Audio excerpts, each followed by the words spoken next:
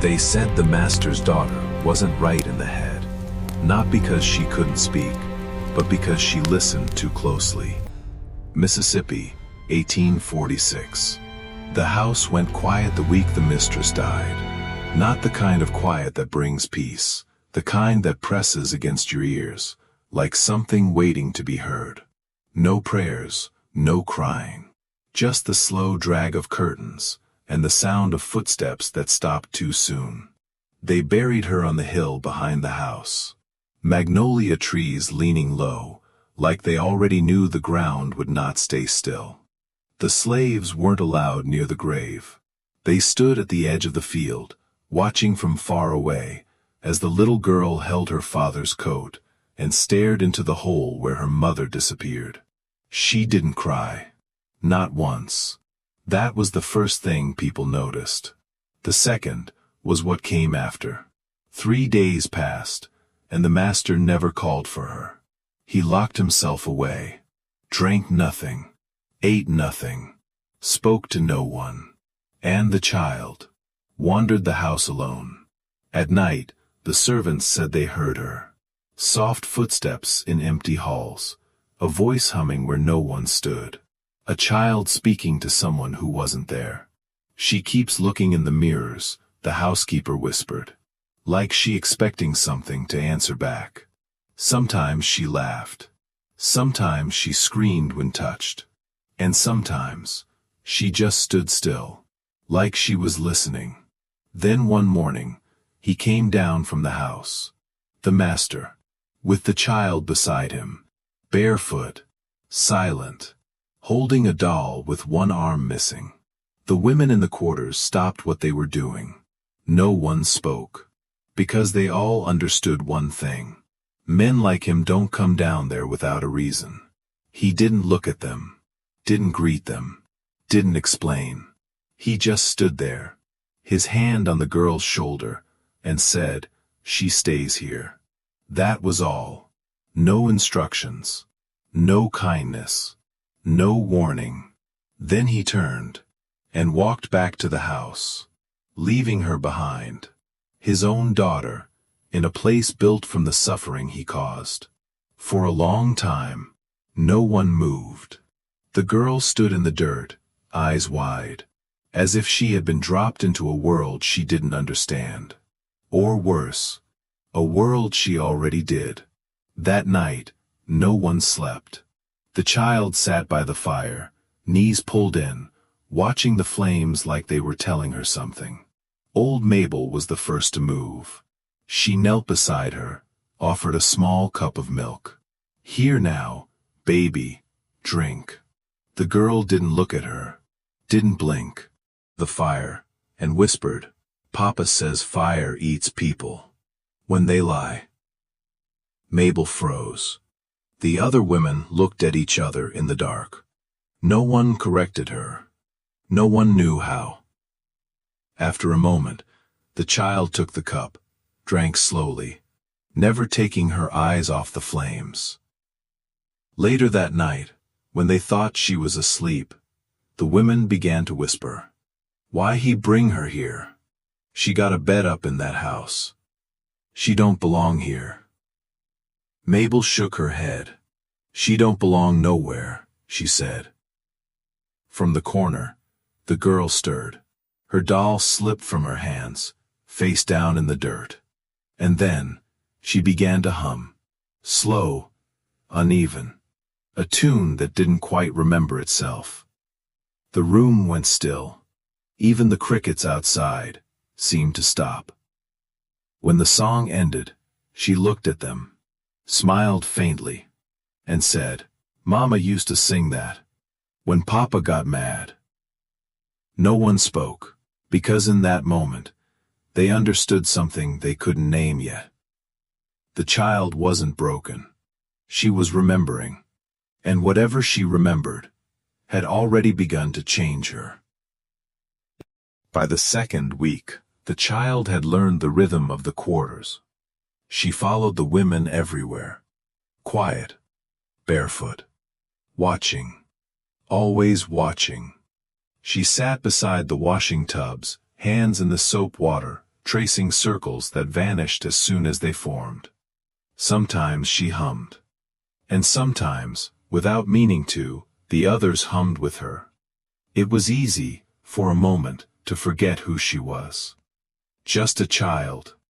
Small. Curious. Trying to belong. But it never lasted. Because there were moments when something else slipped through. The overseer passed one afternoon, boots heavy in the dirt, voice sharp, whip hanging loose at his side. Everybody in the yard went still, heads lowered, hands stopped, and the child did the same. Not by watching, not by copying, by instinct. Mabel saw it first. The way the girl's shoulders tightened, the way her eyes went empty, the way she made herself small, before the man even spoke. "What you say, child?" Mabel asked later, after the overseer had gone. The girl blinked slowly, then answered, "Papa says, you beat them till they listen." Mabel felt something cold settle in her chest. "Don't you talk like that," she said quickly. "That ain't right." The girl tilted her head. Confused. "But Papa says it works." No one spoke after that, because they all knew it did. That night, the women talked again, lower than before. "She ain't supposed to know them words. She too young, she too, something." Mabel shook her head. "She ain't wrong," she said quietly. "She just full of somebody else." And over the next few days, it got worse.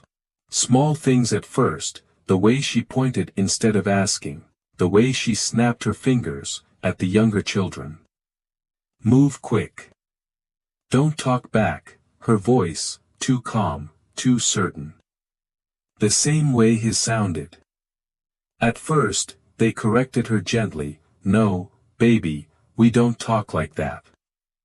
Ask nice, be soft." And she tried, for a moment. But habits, learned in fear, don't leave easy.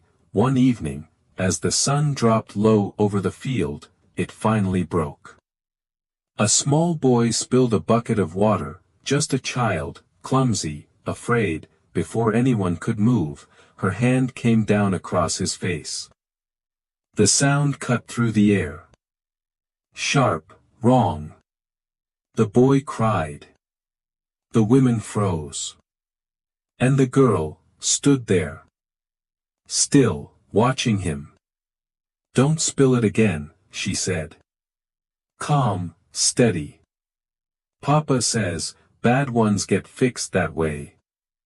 Ruth grabbed her wrist, hard. "We don't hurt nobody here." For a second, just a second, the child looked confused. Like something inside her didn't line up. Then her face broke. Tears filled her eyes. And she began to cry. Not loud, not wild. But like someone who didn't understand why they were wrong. "I did what Papa said," she whispered. "Now I'm bad too." Ruth pulled her close, held her tight. "No, baby, you ain't bad. You just don't know different yet." The girl clung to her, small hands gripping tight. "Then who gonna teach me different?" No one answered, because no one knew how. That night, she sat alone outside. Fireflies blinking around her, like tiny lights trying to find something. She held the doll in her lap, whispering to it, "I did what Papa said. Now we bad. Now we both bad." Mabel stood in the doorway, watching. "She don't know what she is," she said softly. "Not his. Not ours." Inside the cabin, the others lay awake, listening, because the truth had settled in now. Clear, unavoidable. The child wasn't just learning from them. She was learning from everything. And the loudest voice inside her was still his. By the time the cotton bloomed, the child no longer belonged to the quarters. Not really. She still followed the women, still worked beside them, still hummed that same broken tune. But something had changed. She wasn't just watching anymore. She was remembering. And remembering had started to shape her. The women saw it in the small things. The way she arranged objects. The way she corrected the younger ones. The way her voice carried authority it shouldn't have. Not loud. Not cruel. Just certain. Too certain. She talking like him. Ruth whispered one evening. Mabel didn't answer. Because she'd already seen it. The child wasn't copying anymore. She was becoming. And then, he came back. The master stood at the edge of the quarters. Still. Watching. No greeting. No warning. Just that same cold look. Like he was inspecting something he'd forgotten he owned. His eyes landed on her. She was crouched in the dirt, arranging small sticks into neat rows. Careful. Precise. What's she doing? He asked. Mabel hesitated. Just playing, sir. He stepped closer, boot pressing into the soil. That don't look like play. The girl looked up, smiled faintly. Papa, she said, you come to see my house. He frowned. What house? She pointed to the rows of sticks. This one. It's where the good ones go, when they stop crying. The air shifted. Heavy. Wrong. His jaw tightened. Who told you that? She answered simply. You did. For a moment, something flickered in his face. Not anger. Not yet. Something smaller. Something like recognition. Then it vanished. Get her cleaned, he said coldly. She's coming back to the house. The women froze. Mabel stepped forward. Sir. She just a child. His glare cut her off. She's my blood. I won't have her living like this. He turned. And walked away. Decision made. No one argued again. Because no one could. The girl stood still in the dirt. Looking after him. Did I make him mad again? She asked softly. Ruth knelt beside her. No, baby.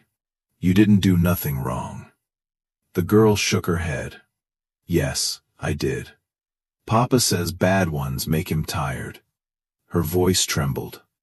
I make him tired. She pressed her hands together. Small. Tight. Maybe if I stop talking, he won't see me. That night, she didn't eat, didn't speak. Humming that same broken tune, and when the sound drifted through the quarters, Mabel closed her eyes, because she understood something now. He hadn't abandoned the child, he had planted himself inside her, and walked away. The next morning, he came with a horse. Dressed clean, polished, like none of it had touched him. The women stood still, watching. The girl rose slowly, and walked toward him, barefoot, quiet. Papa, she said. He didn't smile, didn't bend. Come here. When he reached for her, she flinched, just a little. But he saw it, and something in his face hardened. Don't act scared, he said. Ain't no reason to be. He lifted her anyway, placed her in front of him. She didn't resist, didn't speak. Just stared ahead, as the horse turned toward the house. The women watched them go, silent, helpless. Ruth whispered under her breath, he taking her back to fix her. Mabel shook her head slowly. No, she said. He taking her back, because she already is. The house lit up again that night. Candles in every window, light spilling into hallways that had been empty for weeks. From the quarters, they could hear it. The piano. Off-key, slow, like someone trying to remember a song, and failing. Inside, the child sat at the table, hands folded, back straight, just like she had seen her mother do. The master poured himself a drink, then another, then another. "You've been living like them long enough," he said. "You'll eat proper now, speak proper, no more foolishness." She nodded, soft, obedient. "Yes, sir." But something in her voice made him stop. It wasn't fear, it wasn't confusion, it was him. The exact tone, the same weight, the same quiet authority. He looked at her, really looked. "What did you say?" She blinked. "I said, yes, sir." But the way she said it didn't belong to a child. It belonged to him. For the first time, he saw it. Not in a mirror, not in memory, but sitting across from him, small, still, watching, a perfect reflection, in a broken body. "Go to bed," he muttered, "you talk too much." She stood, walked away. And just before she disappeared into the hallway, "Papa talks too much, too." That was the moment, something inside him cracked. After that, the house changed, not louder, not violent. Worse, quieter. The child stopped humming, stopped asking questions. Stopped being anything a child should be.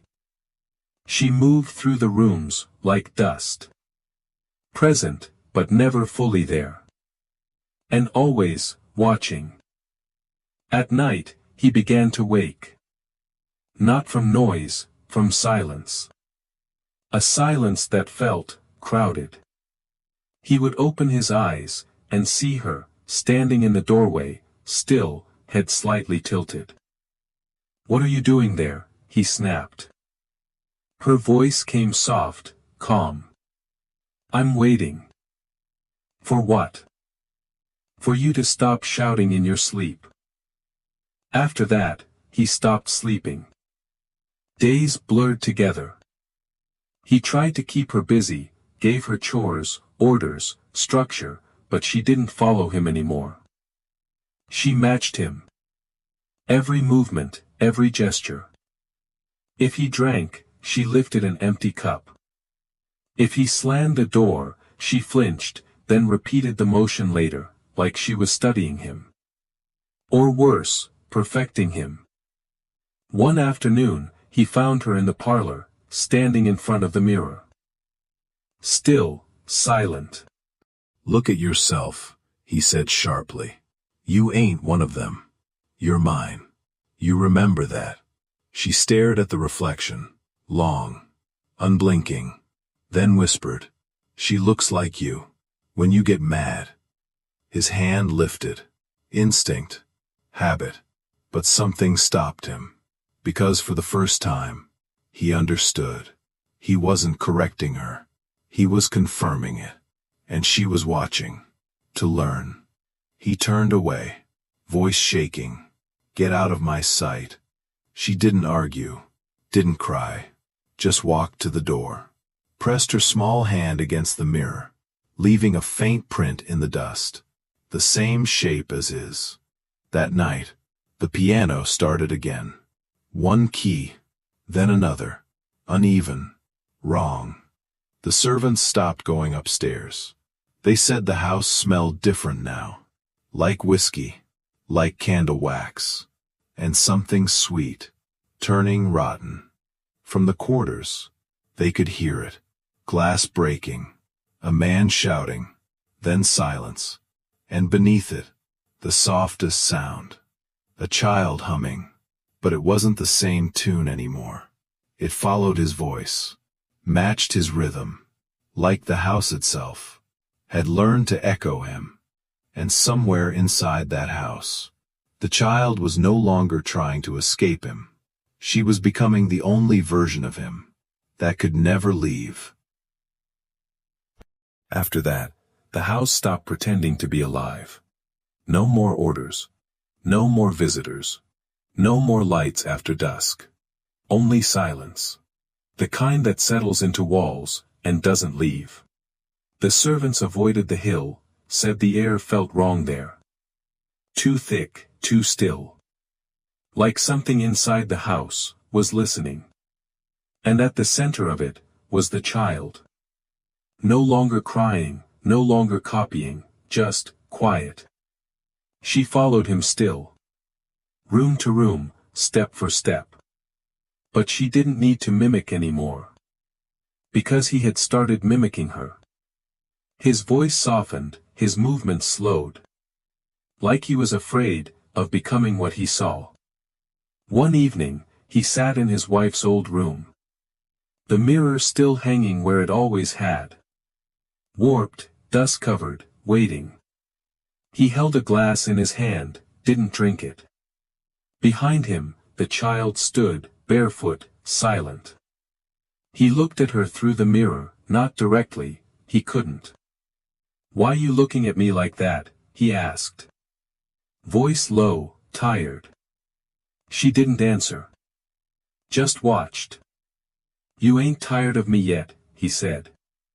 Still nothing. Then finally, she spoke. "When you hurt me, I sound like you. When I'm quiet, I sound like Mama." A long silence. "I don't know which one to be." The glass slipped from his hand. He didn't move, didn't shout. Didn't raise his hand. For the first time, he had nothing left to teach. Days passed. No one saw him in the fields. No one heard him give orders. Only the piano, slow, uneven. Like a man trying to confess something, he didn't know how to say. And the child sat beside it, listening. Always listening. Until one night, the sound stopped. No piano, no footsteps, no voice. Just silence. Deep, complete. By morning, the house didn't answer anymore. No one went up to check. No one needed to. Because they already understood. Some men don't die when they stop breathing. They die when they finally see themselves. The child was brought back down, wrapped in a thin blanket, carried like something fragile, and already gone. She didn't cry. Didn't speak, just stared ahead, like she was still hearing something no one else could. That night, she sat by the fire again, same place. Same posture. But when Mabel offered her milk, she shook her head. "Now, don't need to talk no more." Mabel pulled her close, held her tight. "You safe now, baby." The girl didn't answer, just leaned into her, like she was finally too tired to carry anything else. In the years that followed, people stopped speaking his name. The house fell apart. The land went quiet. But the story stayed. They said the master's daughter never became cruel. She never raised a hand, never shouted, never ruled. Because she had already learned something worse, that cruelty doesn't end when it's done. It echoes, in voices, in habits, in silence. And sometimes, it waits for someone small enough to carry it all, and choose to let it go. Because in the end, she didn't become him. She ended him. Not with violence, not with anger, but by becoming the one thing he could never escape. A mirror.